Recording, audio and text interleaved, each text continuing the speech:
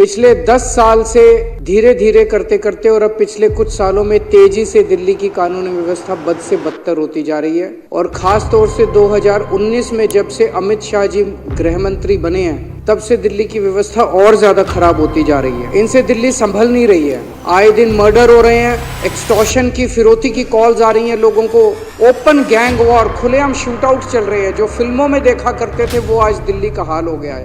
Kidnappings हो रही हैं दिल्ली के अंदर।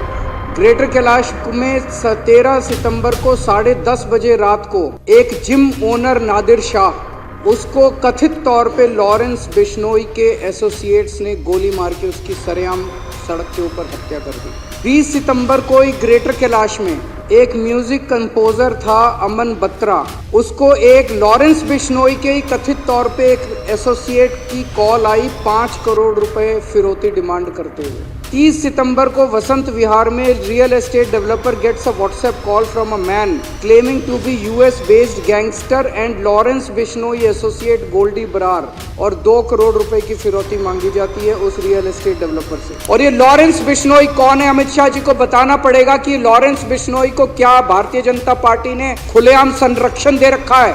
वो केवल भारत नहीं, पूरी दुनिया के अंदर वहां से पूरे अपना सारा काम चला रहा है साबरमती जेल से। कैसे चला रहा है वो? उसको क्या क्या सुविधाएं दी जा रही है साबरमती की जेल के अंदर? दिल्ली के अंदर वो कर रहा है, कनाडा के अंदर कर रहा है, अमेरिका के अंदर कर रहा है, पूरी दुनिया के अंदर वो अपना कारोबार चला रहा है। कैसे चला रहा है वो? नांगलोई में एक दुकान वाले हैं रोशन लाल जी, उन्होंने 8 बजे सवेरे दुकान खोली और 9:15 बजे 2 मोटरसाइकिल पे सवार आए और उनकी दुकान के ऊपर उन्होंने अंधाधुंध गोलियां फायरिंग करनी चालू कर दी। मैं उनसे मिलने के लिए गया परसों, इन्होंने बीजेपी वालों ने मेरे को वहां जाने नहीं दिया। मैं अमित शाह जी से कहना चाहता हूं, केजरीवाल को मत रोको, क्राइम को रोको। और ये उनके घर के कुछ, अमित शाह जी के घर के चंद किलोमीटर के दायरे में हो रहा है, 20 से 30 किलोमीटर के दायरे के अंदर हो रहा है। गोविंदपुरी में 23 नवंबर को पुलिस कांस्टेबल किरण पाल, 28 साल का किरण पाल था, उसकी चाकू गोद के हत्या कर दी गई अमित शाह जी के घर से 13 किलोमीटर की दूरी पे। एक ग्रेटर कैलाश का एक व्यापारी है, उसने बताया उनका पुश्तैनी धंधा था, बाप दादा परदादा का धंधा था। इतनी फिरौती की कॉल्स आई, बंद कर दिया उन्होंने धंधा। एनसीआरबी का डेटा है, पिछले 1 साल के अंदर किडनैपिंग की घटनाएं 40% बढ़ गई हैं दिल्ली के अंदर, और फिरौती और वसूली की घटनाएं 55% बढ़ गई हैं दिल्ली के अंदर। 11 गैंग सक्रिय हैं।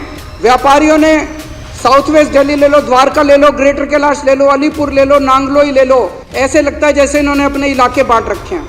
नवंबर के फर्स्ट वीक में 7 अलग अलग इंसिडेंट्स हुए हैं जिसमें करोड़ों रुपए की फिरौती मांगी गई है। पुलिस रिकॉर्ड के मुताबिक अभी तक इस साल में 160 फिरौती की कॉल आ चुकी है, जो कि लगभग हर दूसरे दिन एक कॉल आ रही है, हर दूसरे दिन एक फिरौती की कॉल आ रही है। और दिल्ली पुलिस के अपने रिकॉर्ड्स के हिसाब से पिछले साल से डबल हो गई है ये घटनाएं। मैं उनसे पूछना चाहता हूं, अमित शाह जी, आप किस चीज का इंतजार कर रहे हो? कितनी और मौत के बाद आप जागोगे? कितने और व्यापारी दिल्ली छोड़ के जाएंगे जिसके बाद आपकी नींद खुलेगी? अब दिल्ली की जनता सुरक्षा के लिए किसके पास जाए? या तो आप जाग जाओ या दिल्ली की जनता को फिर कुछ करना पड़ेगा आपको जगाने के लिए।